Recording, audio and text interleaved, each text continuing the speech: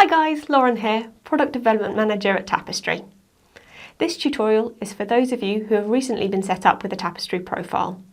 Whether you are a staff member, a relative, the first user or the latest one, it doesn't matter. The activation process works in the exact same way.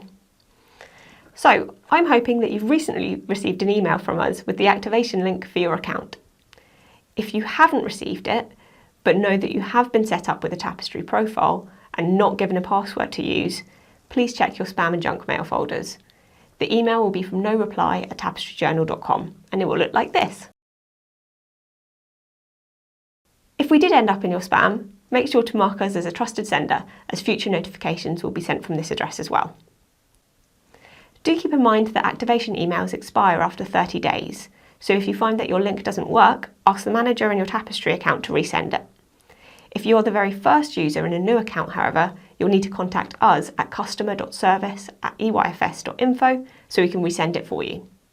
But let's get back to the activation email for now.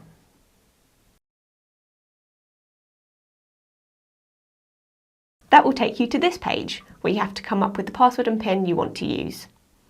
The password, along with your email address, will be your main way of logging into Tapestry and accessing all the data within it, so it's very important that this isn't easy to guess and that you keep it secure. The 4-digit PIN is for the apps.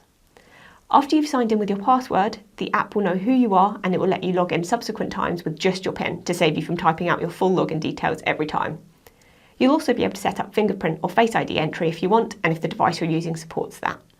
As soon as you've done that, you can log in with those details. From this point onwards, you'll be able to log in directly from tapestryjournal.com or the Tapestry Journal app on your portable device.